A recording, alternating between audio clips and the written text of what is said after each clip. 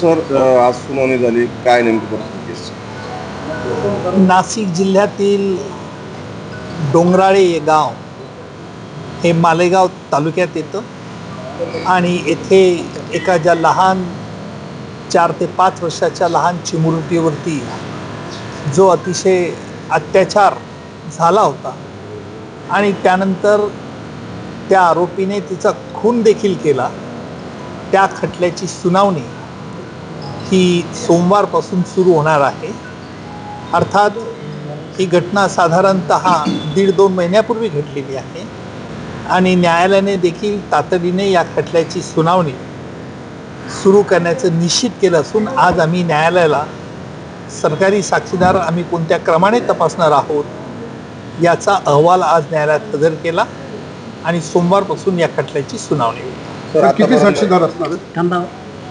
पहिल्या दिवशी आम्ही एकूण 5 साक्षीदारांची यादी दिलेली आहे आणि दुसऱ्या दिवशी 4 साक्षीदारांची यादी आतापर्यंत दिली आहे. जवळपास 16 नोव्हेंबरची घटना होती. या त्यानंतर न्यायालयात काय काय झालं?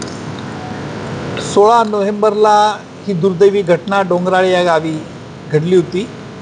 त्यानंतर पोलिसांनी तातडीने तपास करून मुदतीच्या आत आरोपपत्र येथील न्यायालयात मालेगाव न्यायालयात दाखल केलं आणि न्यायालयाने देखील आरोपाची निश्चिती करून या खटल्याची सुनावणी नोव्हेंबरनंतर साधारणतः आता 2 महिन्याच्या आत या खटल्याची सुनावणीला सुरुवात होत आहे.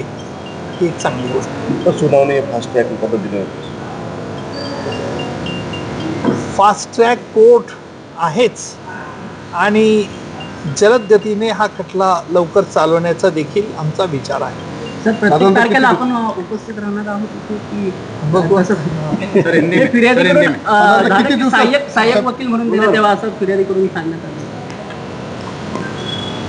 फिर्यादीतर्फे काही वकील आहेत की नाही याची मला आत्ताच कल्पना देण्यात आलेली आहे आणि मी निश्चित त्यांचं देखील मदत घेईल. त्यात काही प्रश्न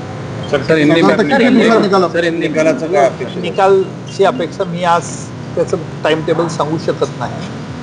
साक्षीदार, बचाव पक्षाचे वकील, आमची उपलब्धता आणि साक्षीदारांची मानसिकता या सगळ्यांचा विचार करून आम्ही खटला हा लवकरात लवकर संपवण्याचा विचार आहे.